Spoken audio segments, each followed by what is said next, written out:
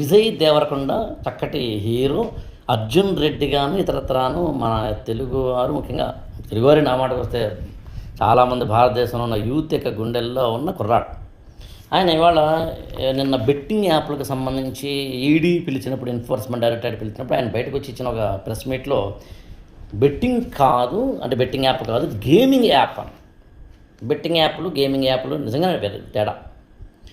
Gaming యాప్లకి చట్టబద్ధత ఉంది నిజమే, కానీ నేను ఏ హీరో అయినా ఇక్కడ విజయ్ దేవరకొండ స్పష్టంగా గేమింగ్ యాప్కి నేను ఇచ్చాను, బెట్టింగ్ యాప్ కాదు అన్నారు కాబట్టి నేను కొంచెం ఆయన పేరు తీసుకున్నాను. కానీ ఎవరైనా సరే, సెలబ్రిటీలు అనుకుంటున్న వాళ్ళు, ఇన్ఫ్లుయెన్సర్స్ అనుకుంటున్న వాళ్ళు ఎవరైనా సరే, అది యూట్యూబ్ కావచ్చు, మెయిన్ స్ట్రీమ్ కావచ్చు, లేకపోతే సినిమా కావచ్చు, అసలు గేమింగ్ యాప్ అంటే ఏం చేస్తుంది? ఒక వీడియో గేమ్ అనేది మనిషి యొక్క ఆలోచనని పెంచుతుందా, తగ్గిస్తుందా?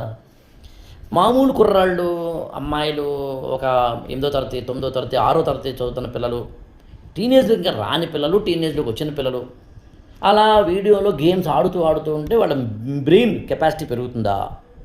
బ్రెయిన్ కెపాసిటీ పెరక్కపోవడానికి గల ప్రధాన కారణాలు గేమింగ్ యాప్లు కూడా ఉంటాయి కదా. మరి ఈ దేశపు యువతకి నువ్వు గేమింగ్ యాప్ నేను చెప్తానండి అదేమీ లీగలే కాబట్టి తప్పే ఉంది అనేది లీగాలిటీ వేరు, మొరాలిటీ వేరు. It's a lot of difference. మందు కొట్టమని గవర్నమెంట్ చెప్తుంది, ఎందుకు చెప్పదు? డ్రంక్ అండ్ డ్రైవ్ తప్ప ఉంటుంది, రాత్రి 11 తర్వాత బార్ అండ్ రెస్టారెంట్ ఉండకూడదు అంటుంది, లేదా వైన్ షాపులు ఉండకూడదు అంటుంది తప్ప గవర్నమెంట్ ఎక్సైజ్ డిపార్ట్మెంట్ ద్వారా మద్యపానాన్ని ప్రజలకు సరఫరా చేస్తుంది. మరి రూల్స్ పెడితే పెట్టనండి.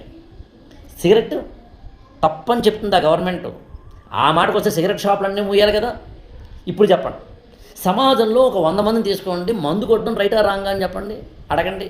సిగరెట్ తాగడం అలవాటు గురించి, ఆహ్లాదం గురించి, వినోదం గురించి మాట్లాడటం లేదు, లీగాలిటీ మాట్లాడటం లేదు, మొరాలిటీ మాట్లాడుతున్నాం. సమాజంలో మనం ఎప్పుడైతే ఉన్నతమైన స్థితిలోకి వచ్చామో, మన మాట నలుగురు వింటారని అంటామో, మన మాట నలుగురు వినేందుకు అవకాశం ఉందో, అప్పుడు మొక్కలు నాటమనో, రక్తదానం చెయ్యమనో, పుస్తకాలు చదవమనో, లైబ్రరీని పెట్టమనో, అవయవదానాలు చెయ్యమనో, వృద్ధాశ్రమాలు, అనాథాశ్రమాలకు మీ పుట్టినరోజు నాడు వెళ్ళమనో, ఇలాంటి ప్రచారాలు చేస్తే నిజమైన సెలబ్రిటీలు అవుతారు తప్ప గేమింగ్ యాప్ చేశాను కాబట్టి లీగాలిటీ ఉంది అన్నది కాదు.